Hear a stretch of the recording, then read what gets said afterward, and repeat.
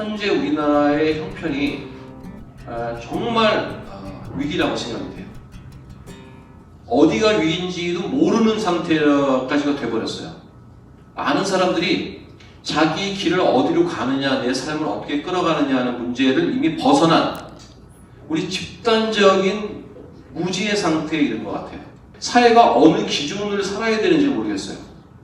내 모든 직업이 영원히 내 곁에 있지 않을 것이며 내 생각이 미래에도 똑같지 않을 거로 계산하면 대단히 소름 끼치는 얘기죠. 이렇게 어려운 때 도대체 뭘 해야 되는가를 굉장히 고민을 해요. 20대 때에는 그다지 어렵지 않습니다. 삶이.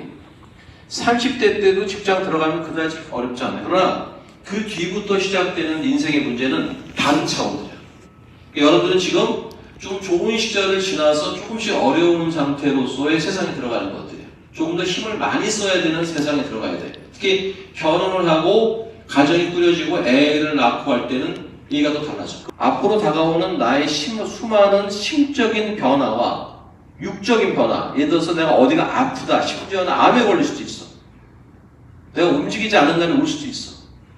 자, 이럴 때 어떻게 해야 될까라는 생각을 하면서 내가 이런 생각을 했어요. 인생에 매뉴얼들이 있었는데 못 봤구나, 내가 이런 생각을 했어요. 정말 진수인 책들을 보면 그 책 안에 매뉴얼들이 담겨 있는 거예요. 그게 바로 요즘에 제가 발견하고 있는 그 수많은 명저들의 가치와 그 명저를 우리가 어떻게 바라봐야 되는가에 대한 것이에요. 이 지식이 정보 차원의 것을 떠나, 여러분이 가만히 생각해, 내가 정보를 더 많이 알고 있는 게 아닌가? 회사에서도 직장 생활에서도 내가 정보를 더 많이 알고 있는 것이 신입사원과의 차이가 아닌가라는 문제 한번 생각해 볼 필요가 있습니다. 이것이 비로소 지혜로 바뀌는 상태가 되려면 그거는 그냥 가지고는 안 돼. 뭔가 의도적인 노력이 필요한 거죠. 그 방향을 틀어주는 노력이 필요한 거죠. 그래서 그 깊이 있는 훈련들이 필요해. 얍삭한 인문학 강의나 툭툭 던지는 거 가지고 부족해. 내가 스스로 그 안에 들어가서 그 안에서 읽고 고민하고 써내지 않으면 안 되는 거야. 남이 하는 강의를 아무리 들어봐야 별볼이 없어요. 그래서 우리 베리타스가 왜 힘을 발휘하냐면 1500페이지 읽을 수밖에 없잖아. 그리고 써내야 되잖아. 레퍼런스 써내야지, 리뷰 써내야지, 오가가 다 써내야 돼. 그러니 그 안에서 허접한 나의 모습, 무지한 나의 모습, 정말 별볼이 없는 나 다 드러나잖아. 내일까지 만들어야 되는데 머리는 짠해야 만들 토론 주제 하나도 없고 1500페이지를 봐도 이해되는 거 하나도 없는 나, 여실히 드러나는 나, 아니면 요만한 지식 하나 알아가지고 또 우쭐하는 나, 그거 가지고 논쟁 벌인다고 또 애들 모아놓고 또 가르쳐 다시 뭐 이런 거 수많은 모습들이 보이잖아. 정의에 대한 정의가 여러 가지입니까? 선함에 대한 정의가 여러 가지 가능해요. 올바르다는 것도 이럴 수도 있고 저럴 수도 있어요. 산다는 것과 죽는다는 것도 살 수도 있고 죽을 수도 있어요. 햄릿이야? 우리 인생에서 반드시 정의가 하나여야 되는 것들이 있죠. 근데 지금 우리의 삶들은 정의가 너무 많아. 심지어 정의, 저스티스도 여러 가지야. 올바른 게 뭐예요? 그러면 이것도 올바르고 저것도 올바를 수도 있다. 그런 논리로 살아, 모든 세상이 지금. 그렇기 때문에 이 혼란들을 어떻게 정리해야 되냐면 올바름이나 선함, 정의로움, 진정한 것, 가치 있는 것, 그 다음에 자연 생각해야 돼. 자연이 빠진 인간은 있을 수가 없어요. 인간이 빠지고 자연이 빠지고 생명이 빠지고 삶과 죽음에 대한 얘기들이 빠진, 그리고 제일 중요한 이것에 대한 이해가 되고 나면 실천해야 돼. 그것이 몸에 배서 움직여져야 돼. 그게 빠져있는 모든 지식은 다 쓰레기야. 그게 지금 현재 우리나라 지식인들이 갖고 있는 그 상태야. 이게 너무나 좌절스러운 상태야. 여러분들은 이렇게 커가 마치 어떻게 표현할까? 되게 방류해야 되는 잘 크고 있는 이쁜 물고기들이 점점 차 있는 것 같아. 세상으로 방류를 해야 될 때가 온 것 같아. 근데 그냥 내보낼 수는 없어요. 각자가 능력들을 최대한으로 발휘해서 정말 떳떳한 삶들, 내가 이 세상에 사는 게 떳떳한 것, 그 어느 것보다도 떳떳한 상태로 만들어. 그것이 바로 진짜 행복을 가져올 거예요. 지금은 떳떳하지 않은 세상. 그 누구도 떳떳하지 않아요. 거짓말이나 의심하는 상태지 내 행동들이 저런 상태에서 만들어진 내 지식은 떳떳할 수밖에 없어. 이건 어떻게 만들어져요? 젊은 날부터 만들지 않으면 안 돼. 내 죽음과 내 인생이 떳떳하고 당당하고 멋있게 만들려면 흔들리지 않는 질서는 나이 들 때까지 질서의 흔들림 폭은 정말 작아져야 돼. 그래서 요즘에 지식인들을 보면서 내가 이렇게 지식인이야. 지식인은 뭐라고요? 정보를 많이 가진 자. 아니면 정보를 가지고 어쩔 줄 몰라 하는 애들. 이렇게 정의를 내리자. 이 정보가 지혜로 연결이 단절된 애들. 심지어는 내 지식이 지혜와 연결된 가능성을 이미 0이 된 애들. 이렇게 정의를 내리는 게 맞는 것 같아요, 우리나라. 내 정보와 내 지식은 어디를 가기 위해 필요한지를 아직 깨닫지 못한 애들. 판단이 전혀 안 되는 상태. 그래서 이것은 오만을 만들며 독선을 만들며 이기를 만듭니다. 이것이 현재 한국을 분열시키고 있어요. 정말 안타까워요. 그래서 정말 바위에 계란치는 심정으로 여러분이라도 제대로 컸으면 좋겠어요. 여러분의 가정이라도, 여러분들의 앞으로 결혼할 사람, 결혼 안 하는 사람도 마찬가지죠. 여러분들이 만나는 사람, 여러분들의 공동체들이 그렇게 바뀌었으면 좋겠어요. 그 역할을 했으면 좋겠어요. 앞으로 여러분들이 살아야 될 날들에 우리 국가는 어느 때보다도 흔들리고 있어요. 내가 정치에 나가서 뭔가를 얘기할 것이 아닌데 이럴 때 여러분들은 뭐 해죠? BS의 첫 번째 내가 냈던 여러분한테 편지 썼던 2005년도에 편지를 썼었죠. 이렇게. 어려울수록 공부해야 합니다. 인류는 다행스럽게도 수많은 사상가들과 사색가들이 가지고 있는 보고를 남기고 있어요. 우리가 빠져나갈 수 있는 여지를 남겼어요. 그것이 너무 귀중한 건데 나도 몰랐고 많은 사람이 몰라요. 자기개발서 가지고 되지 않아. 직장에서도 시스템적 사고 이런 거 안 돼. 우리도 옛날에 위대학 하면서 시스템적 사고부터 시작해서 다 했잖아. 그거는 그 조직 안에서 움직이는 일종의 매뉴얼이야. 가장 효율성과 생산성을 높일 수 있는 거기에만 적용되는 매뉴얼이지 내 인생 전반에 걸쳐서 되는 건 아니야. 공동체에 움직이는 조직 안에서 어떻게 하면 되는가 시스템적인 것인데 이것이 내 인생 전체에 맞진 않아요. 직장에서의 모든 흘러가는 원리가 내 인생하고는 안 맞아요. 인생은 그것보다 훨씬 상위에 있어요. 그 상위에 있고 직장은 내 인생의 삶과 목표를 달성하기 위한 물질적인 공급처이며 또 하나 노동의 가치와 노동의 기쁨을 주는 곳이고 그 안에서 같이 일하는 사람과의 교류 속에 또 나름 또 어떤 인맥도 만드는 기쁨도 있는 것이 그 이상은 아니야. 훨씬 내 삶은 그것보다 위에 있어야 돼. 근데 여러분들은 지금 모두 직장 밑으로 내 삶이 들어와 있어. 내 삶은 악착같이 직장 위에 있어야 되는 삶이에요. 연구직이든 심지어 교수든 내 삶은 그것보다 위에 고정되고 나머지는 내 삶을 온전히 그 상태로 만들기 위한 수단들일 뿐이야. 이게 자꾸 역전되고 있는 거죠. 직장생활 잘하면 인생이 잘 풀린다, 인생이 안정되지 그렇지 않아. 오히려 인생을 놓쳐. 내 삶의 질서가 만들어지고 그 속에서 직장생활을 잘하는 거죠. 그게 맞는 거지.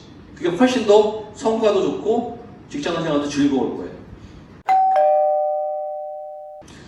자, 이제 내 매뉴얼은, 내 삶의 매뉴얼은 들춰볼 매뉴얼이 있어요. 만일에 내가 어떤 해결되지 못하는 이 삶에 굉장히 아픔이 있어. 그럴 때는 이게 겪었던 사람이 많이 있잖아. 특히 요즘에 내가 공자가 굉장히, 그래서 공자가 달리 보여서 내가 수업하다 그런 얘기 했어요. 난 공자가 되게 불쌍해 보이고 달리 보인다.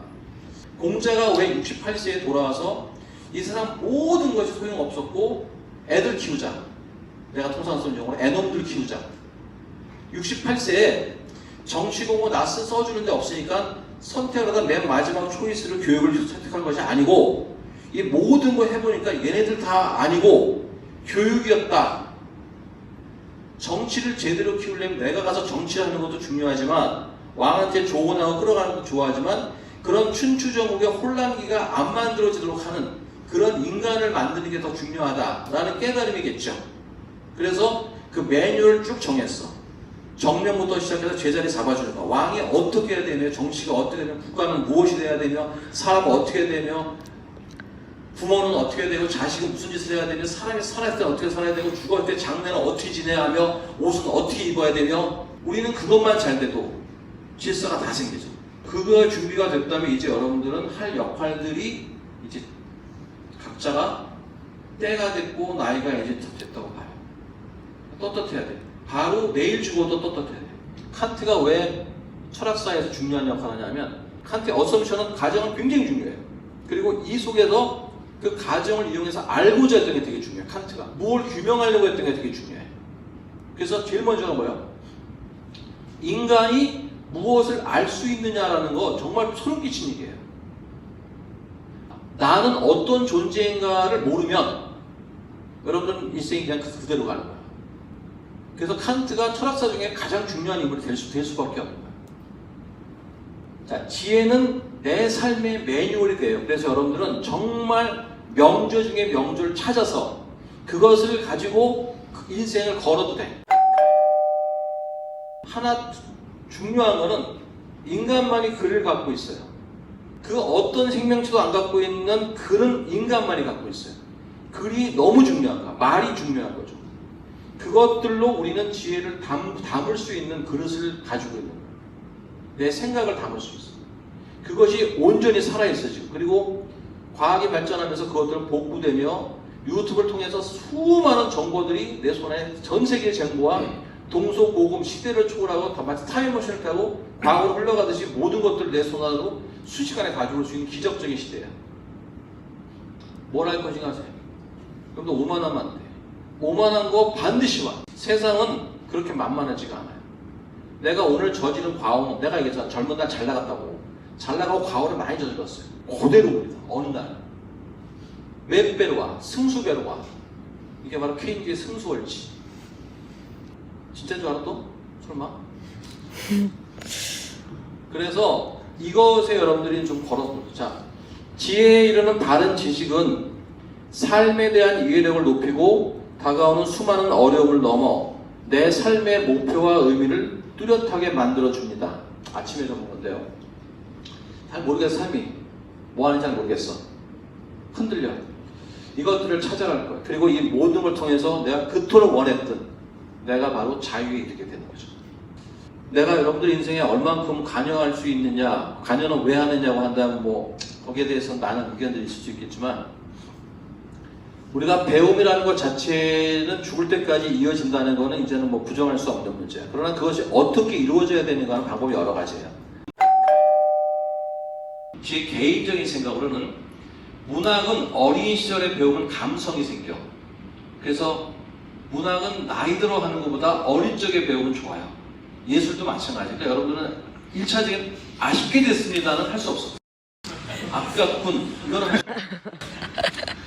베스트는 못 만들어낸다고 생각해. 그러나 세컨 베스트는 되죠. 그러니까 어린 시절부터 공부시키려면 애를 공부시킬 게 아니라 문학책 보고 예술 듣게 하는 거야. 그게 돼서 감성이 무르익어서 뭐를 넣어도 받아들일 수 있도록 소프트하게 만들어야 돼. 여기다 지식 갖다 놓으면 다 굳어. 딱딱딱딱 굳어. 그래서 지금 같은 애들 돼요. 감성이 없어. 하나도. 정치도 정말 정치도 예술이잖아. 얼마나 멋있어 정치가. 사실은 인간이 할 수 있는 최고의 직업이 정치가라고 그러잖아요. 남자가 3대 꿈이 있다고 하지만 정치가는 아니야. 거기는 마에스트로 지휘자 되는 거. 그다음 뭐야? 대통령 되는 거랑 프레지던트랑 그다음 장군 되는 거죠. 패턴 막 가서 전쟁해서 승리하는 거. 이 세 가지 얘기하는데 그 외의 것들, 더 중요한 것들 있잖아요. 그래서 그 베이스 하에서 철학 공부가 먼저 돼야 될 것 같아요. 저도 경제학 전공이니까 철학을 안 배웠어요. 제대로. 그러니까 경제학조차도 철학 베이스가 안 돼 있는 경제학 보이지가 않아. 철학은 모든 학문의 생각의 근원이니까 철학들이 공부가 돼야 돼요. 학문도 순서가 있어. 문학 늦었지만 한 곁은 게 항상 놔둬야 돼. 내 리딩의 10분의 1 정도를 문학을 항상 넣어야 돼. 아무나 볼 수 없어 문학. 가장 풍부한 것들부터 차근차근 보면서 현대소설도 다 이해가 되는 거지. 그래서 그런 준비도 해야 될 것입니다. 예술, 아까 저는 예술을 모르는 데가 아니고 예술도 마찬가지예요. 좋은 음악 하나를 맞으면 마치 번개를 맞듯이 여러분들이 바뀔 거예요. 근데 다행스럽게도 많은 부모들은 자식이 올바른 교육을 받기를 원해요. 싸가지도 좀 있고 멋도 있고 낭만도 있고 멋들어진 사람이 돼서 지식도 풍부하고 오만하지 않고 정말 세상에 좋은 일하고도 돈을 많이 벌고 잘 쓰고 여러분도 공부하라고 그러면 돈 버는 거 돈하고 상관 그게 진짜지. 그 시스템을 선순환의 시스템을 이 안에서 완성을 해서 이것들을 펼칠 거야.